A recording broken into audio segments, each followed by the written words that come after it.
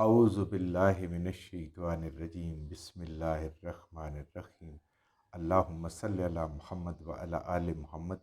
اللہ جل شانہ کا بے حساب کرم احسان اس ذات کا کہ جس نے ایک دفعہ پھر قرآن مجید سمجھنے کے لیے یہاں پہ ہمیں اکٹھا کر دیا۔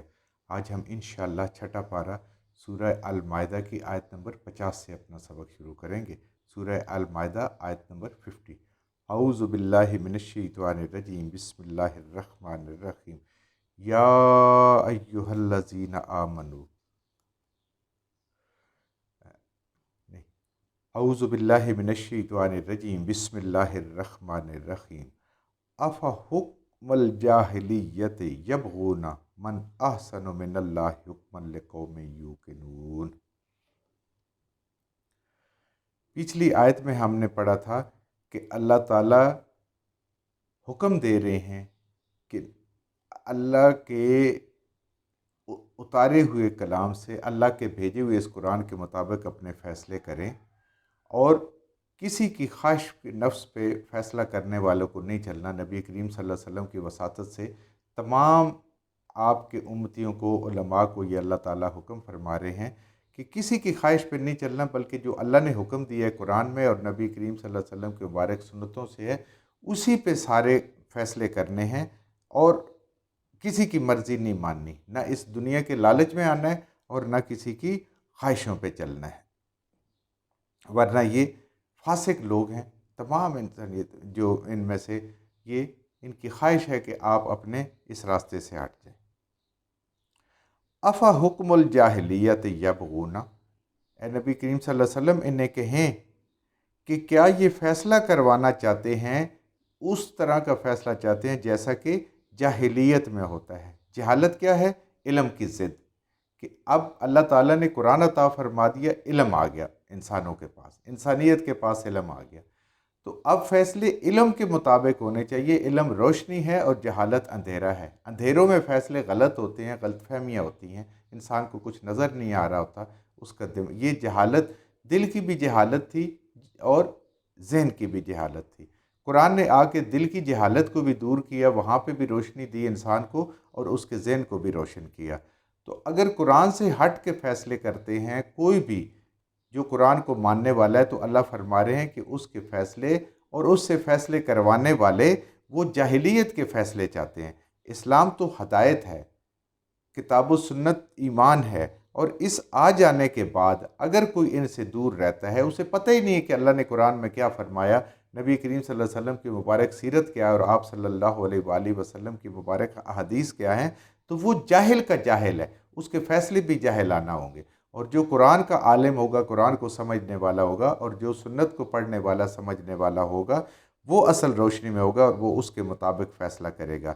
تو اس نور کے آ جانے کے بعد اب بھی جو اندھیروں کو پسند کرتے ہیں، اللہ تعالیٰ ان کو کہہ رہے ہیں کہ یہ لوگ جاہل ہیں، یہ جاہلیت کو پسند کر رہے ہیں اور یہ جاہلیت پہ چلنے والے ہیں، کیونکہ جاہلیت میں کچھ نظر نہیں آتا۔ اور اسلام سے پہلے کے زمانے کو اس لیے جاہلیت کے ساتھ تعبیر کیا جاتا ہے کہ اس وقت نور ہدایت موجود نہیں تھا، نہ نبی موجود تھے اور نہ یہ قرآن موجود تھا۔ من احسن من اللہ حکمن، اللہ سے بہتر کس کا حکم ہو سکتا ہے؟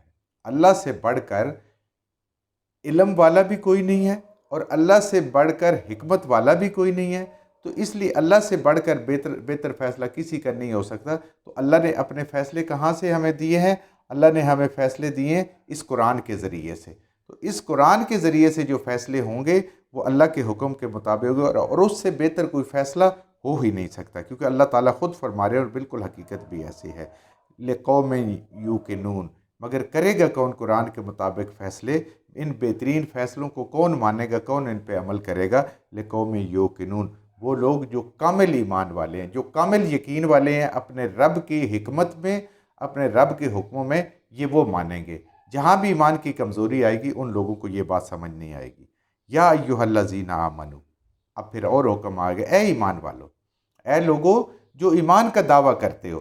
تو جہاں بھی قرآن مجید میں اس بات کو دہرایا جاتا ہے، جیسے سورہ المائدہ میں 16 دفعہ اللہ تعالیٰ نے یا ایھا الذین آمنو کہا ہے، کل قرآن میں 88 مرتبہ فرمایا اللہ تعالیٰ نے.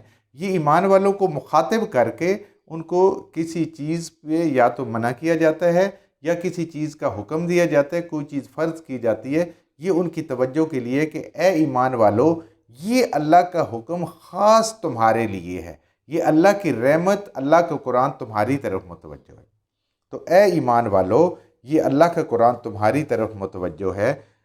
لا تتخذوا الیہود والنصارى اولیاء. یہ دیکھیں پیچھے بھی آیا، پھر اللہ تعالیٰ فرما رہے ہیں کبھی بھی یہود اور نصارہ کو اپنا دلی دوست اور رازدار نہ بنانا.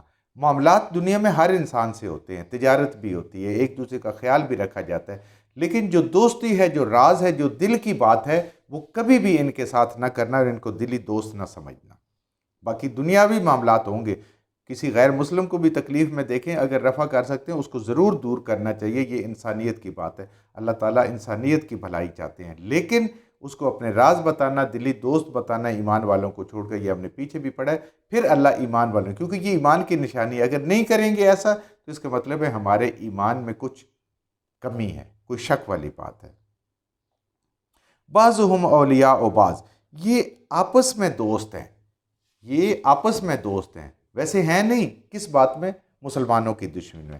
اے ایمان والو، تمہاری دشمنی میں یہ آپس میں دوست ہیں، لیکن تمہارے دوست یہ کبھی بھی نہیں ہے. ویسے یہ آپس میں بھی دوست نہیں ہے. وَمَن يَتَوَلَّاهُم مِّنكُمْ فَإِنَّهُ مِنْهُمْ. بس جو کوئی منہ موڑے گا اللہ کے اس حکم سے، یعنی یہود و نصارہ کو دوست نہیں بنانا، اور اللہ کے اس حکم سے جو کوئی منہ موڑے گا فَإِنَّهُ مِنْهُمْ، تو پس یقیناً وہ انہی میں سے ہے. نبی کریم صلی اللہ علیہ وسلم کے مبارک حدیث ہے نا کہ ہر انسان اپنے دوست کے مذہب پہ ہوتا ہے، دین پہ ہوتا ہے. تو جب ہم یہودیوں کو دوست بنائیں گے، نصرانیوں کو دوست بنائیں گے جن سے اللہ منع فرما رہے ہیں، تو اللہ کہہ رہے ہیں جو کوئی میرے اس حکم سے منہ موڑے، اللہ تعالیٰ فرما رہے ہیں فَإِنَّهُ مِنْهُمْ، تو وہ انہی میں سے ہے، وہ یہود اور نصارہ میں سے ہے. وہ اپنے دین کا انکار کر رہے، وہ اپنے خیال میں تو ہو سکتا ہے لیکن وہ نہیں ہے. کیوں؟ یہ غضب والی قوم ہے، اللہ تعالیٰ کے ان پہ غضب ہوا ہے، یہ ان کی شکلیں بگڑی ہیں. تو دیکھیں ہم تو اپنی ہر نماز میں اللہ سے یہ دعا مانگتے ہیں، اپنی سورہ فاتحہ پڑھتے ہوئے کہ ہمیں صراط مستقیم پہ ہدایت دے، ان لوگوں پہ جن پہ تیرا انعام ہوا، غیر المغضوب علیہم، ان لوگوں پہ نہیں جن پہ تیرا غضب ہوا. ادھر ہم دعا مانگ رہے ہیں، اور اگر ہم ان کے ساتھ دوستی کریں گے تو پھر ہم، اس کا مطلب ہے جو دعا مانگ رہے ہیں وہ ہمیں پتہ ہی نہیں ہم اپنے رب سے کیا مانگ رہے ہیں. اور یہاں پہ اللہ تعالیٰ اسی لیے کہہ رہے ہیں کہ یہ مغضوب قوم ہے، ان کے ساتھ قریبی دوستی اللہ اجازت نہیں دے رہے. ہاں وہی بات ہے کہ بھلائی میں مدد کر سکتے ہیں، ایک انسانی تعلق ہے، معاملات کر سکتے ہیں، تجارت کر سکتے ہیں، مدد کر سکتے ہیں ایک دوسرے کی، لیکن دوستی نہیں، مودت نہیں ہے ان کے ساتھ. کیوں؟ یہ غضب والی قوم ہے، اللہ تعالیٰ کے ان پہ غضب واقعہ ہو چکا ہے. ان اللہ لا یہدی القوم الظالمین، اور اللہ ظالم لوگوں کو ہدایت نہیں فرماتے. اللہ تعالیٰ ظالم لوگوں کو، ظالم کون ہے؟ ظلم انصاف کی ضد ہے، جو انصاف کرنے والا ہے، جو اللہ کے حکم نہیں مانتا، نبی کریم صلی اللہ علیہ وسلم کے حکم نہیں مانتا، کتاب و سنت کے مطابق نہیں چلتا، اللہ کے حکم نہیں مانتا، تو اللہ فرماتے ہیں ایسے لوگوں کو ہدایت نہیں ہوتی. اس میں ان لوگوں کا بھی ذکر ہے، اور جو ان کے ساتھ دوستیاں کریں گے، ان کے ساتھ محبتیں ہوں گے، ان کی دوستی کو اپنا ایک معیار مقرر کریں گے کہ جی فلاں راضی ہے، فلاں ہمارے ساتھ خوش ہے، تو اللہ تعالیٰ فرما رہے ہیں کہ یہ ظالم لوگ ہیں اور ان کو اللہ تعالیٰ ہدایت نہیں فرمائیں گے، کیونکہ یہ ناانصاف اور گناہ گار لوگ ہیں، اللہ کا حکم توڑنے والے ہیں. فَتَرَ الَّذِينَ فِي قُلُوبِهِم مَرَضٌ، اللہ فرما رہے ہیں کہ اگر آپ غور کریں، دیکھیں ان کے اندر، فَتَرَ الَّذِينَ، ذرا غور کریں، دیکھیں ان کو، الَّذِينَ، ان لوگوں کو، فِي قُلُوبِهِم مَرَضٌ، ان کے دلوں میں مرض ہے. انسان کا بھی جب مرض ہوتا ہے نا جسم میں بھی، تو آپ دیکھ لیں کوئی کام اس کو کرنے پہ دل نہیں کرتا، نماز پڑھنے پہ دل نہیں پڑتا، قرآن کرنے پہ دل نہیں کرتا، دنیا کا کوئی کام کرنے کو دل نہیں کرتا. تو جب دل میں بھی مرض آ جاتا ہے انسان کو، تو پھر اس کے اندر قرآن بھی نہیں اترتا، اللہ کے حکم بھی نہیں اترتے، اللہ کی محبت، نبی کریم صلی اللہ علیہ وسلم کی محبت بھی نہیں اترتی. ایک چھوٹی سی مثال ہے، انسان کا بی پی ہے، وہ ایک اللہ تعالیٰ نے ایک اس کی مقرر کی حد، اس سے وہ اوپر ہو جائے یا اس سے نیچے ہو جائے تو انسان کی حالت کیا ہوتی ہے. تو دل کے مرض کی حالت کے ساتھ یہ جسم کے ساتھ ہوتا ہے، لیکن جس کے دل میں مرض ہے اس کا ایمان کا یہی حال ہوتا ہے، اس کا ایمان بیمار ہے، اس کی روح بیمار ہے، اور جس کا روح اور ایمان بیمار ہے اس کے اندر کوئی چیز صحیح جا نہیں سکتی، نہ اس کو کھانے کا ذائقہ آتا ہے کسی چیز کا، ایسے ہی اس روح کو بھی قرآن کی لذت محسوس نہیں ہوتی، نبی کریم صلی اللہ علیہ وسلم کی سنتوں کی لذت محسوس نہیں ہوتی، اسے دین کی لذت محسوس نہیں ہوتی، جیسے زبان کا ذائقہ خراب ہو جاتا ہے بخار ہونے سے، یہ حال ہے۔ اللہ فرما رہے ہیں ان کے دل بیمار ہیں، یہ کیا سمجھے روحانیت کیا ہے، اللہ تعالیٰ کی طرف سے جو نبی کریم صلی اللہ علیہ وسلم پہ وحی آئی ہے وہ کیا ہے، قرآن کیا ہے، ان کو اس کا مزہ آ ہی نہیں سکتا، ان کا وہ ٹیسٹ بن ہی نہیں سکتا، کیونکہ یہ بیمار لوگ ہیں۔ یسارعون فیہم، اور یہ اس بیماری میں اور آگے بڑھتے ہیں، کیا کہتے ہیں، یقولون، اور کہتے ہیں یہ منافق لوگ، نخشى ان تصیبنا دائرۃ، ہم تو اس لیے کافروں سے دوستی رکھتے ہیں، یہود و نصارہ سے بھی اور مشرکین سے بھی، منافقین کہتے ہیں کہ رکھتے ہیں جن کے دلوں میں منافقت کا مرض ہے، کہ وہ زمانے کی گردش سے ایسا نہ ہو کہ ہم پکڑے جائیں۔ زمانے کی گردش کیا ہے کہ آج مسلمان عروج پہ جا رہے ہیں، تو ایسا نہ ہو کل مسلمان کمزور ہو جائیں جیسے پہلے تھے، تو ہمیں ان کی طرف پناہ مل جائے۔ یعنی وہی بات ہے، منافق دونوں طرف بنا کے رکھتا ہے، اور ہوتا وہ کسی طرف کا بھی نہیں ہے۔ کافر ہے وہ ایک طرف ہوتا ہے، اللہ کا نافرمانی کرنے والا، مسلمان ایک طرف ہوتا ہے، اللہ کی اور اللہ کے رسول صلی اللہ علیہ وسلم کی فرما برداری کرنے والا۔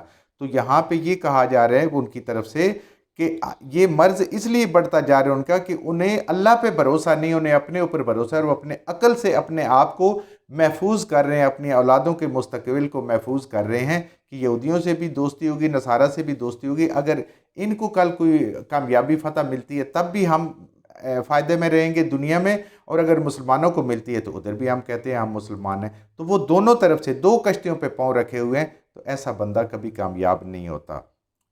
کیوں؟ جب اللہ پہ بھروسہ کرتا ہے تو اس کو زمانے کی گردش سے کیا فکر ہے؟ اللہ نے اگر قسمت میں کامیابی لکھی ہے تو مل کے رہنی ہے، اور اگر کوئی امتحان لکھا ہوا ہے تو وہ بھی ہو کے رہنا، موت لکھی ہے تو اپنے وقت پہ آنی ہے۔ اگر ہمیں اللہ رزق دے رہا ہے، ہماری اولادوں کو، آنے والی نسلوں کو اللہ تعالیٰ کیوں نہیں دے گا؟ سب کو دے گا۔ تو پھر اللہ پہ بھروسہ کرنے والا دنیا کے ہر بھروسے سے بری الذمہ ہو جاتا ہے، اور دنیا پہ بھروسہ کرنے والا، لوگوں سے امیدیں رکھنے والا کہ میرا مستقبل اچھا ہو جائے گا، ان کے ساتھ بنا کے رکھوں، کوئی پتہ نہیں کل ان کو بھی موقع مل جائے، دونوں پارٹیوں کو راضی رکھیں۔ اللہ فرما رہے ہیں یہ منافقت ہے۔ فَأَسَى اللَّهُ، تو پس انقریب اللہ، ان یأتی بالفتح، تو انقریب اللہ فتح عطا فرمائے گا ایمان والوں کو۔ یہ جو کچھ کرتے ہیں یہ کرتے رہیں، دونوں طرف سے راضی کرنے والوں کو دنیا کے فائدے کے لیے، دین کی جو پرواہ نہیں کرتے، دنیا کے فائدے کے اللہ فرما رہے ہیں کہ انقریب اللہ تعالیٰ فتح عطا فرمائے گا۔ خیبر کی فتح اللہ نے عطا فرمائی، مکہ کی فتح اللہ نے عطا فرمائی۔ او امر من عندہ، یا اللہ کے پاس کوئی اور حکم نازل فرما دے اللہ، فَيُصْبِحُوا، تو پھر ہو جائیں گے یہ، یعنی اللہ کوئی اور حکم نازل فرما دے ان کی منافقت کو ظاہر کر دے، کہ جیسے کہ پھر آگے سورۃ توبہ میں یہ چیزیں آئیں گی آگے کہ وہ منافقت ظاہر ہو گئی، اللہ کوئی اور حکم کر دے، یُصْبِحُوا، جب اللہ فتح بھی مل جائے گی یا کوئی اور حکم آ جائے گا اللہ کا، ہو جائیں گے یہ علی ما اسروا، جو کچھ انہوں نے اپنے دل میں اس مرض کو چھپائے ہوئے، جو ان کو پتہ ہے تو یہ اس پہ ہو جائیں گے، جو چھپائے ہوئے فی انفسہم، جو انہوں نے اپنے دلوں میں چھپایا ہوا ہے منافقت کو، کہ ادھر بھی دوستی ادھر بھی دوستی، جدھر اللہ نے منع کیا ہے وہ بھی دنیا کے فائدے کے لیے دوستی کر رہے ہیں۔ تو اللہ فرما رہے ہیں وما ما اسروا فی انفسہم نادمین، تو یہ اندر ہی اندر شرمندہ ہو جائیں گے جب ظاہر ہو جائے گا۔ عبداللہ بن ابی کو اللہ تعالیٰ نے عہد کے موقع پہ اپنے 300 ساتھیوں کے سمیت دنیا کے سامنے ظاہر کر دیا، یہ منافق ہیں، یہ مسلمان نہیں ہے، حالانکہ وہ صف اول کا نمازی تھا، اور نبی کریم صلی اللہ علیہ وسلم جب کوئی خطبہ فرماتے تو پہلی صف میں بیٹھ کے لوگوں کو آوازیں دے کے کہتا ہے، لوگوں غور سے سنو اللہ کے رسول صلی اللہ علیہ وآلہ وسلم کیا فرما رہے ہیں، لیکن اللہ نے اس کو ظاہر کر دیا، اور دیکھ لیں ذلیل رسوا خوار ہوا، آخر میں کیا حال ہوا، اور اسی کا بیٹا ہے ابی، عبداللہ، اللہ تعالیٰ نے ان کو ایمان نصیب فرمایا۔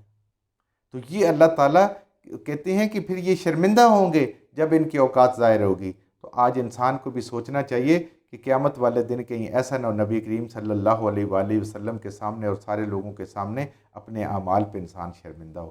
آج ہی انسان کو توبہ کرنی چاہیے اور کوشش کرنی چاہیے اس قرآن کو سمجھیں، اس کو پڑھیں اور اس کے مطابق اپنی زندگیوں کو ڈھال لیں۔ جو کچھ ہم نے صحیح پڑھا اللہ ہمارے ذہنوں میں دلوں میں بٹھا دے، جہاں جہاں پڑھتے ہوئے بولتے ہیں ہم سے غلطیاں ہوگی اللہ ہمیں معاف فرما دے، اور ان غلط باتوں کو ہمارے ذہنوں سے دلوں سے اللہ کی ذات نکال دے۔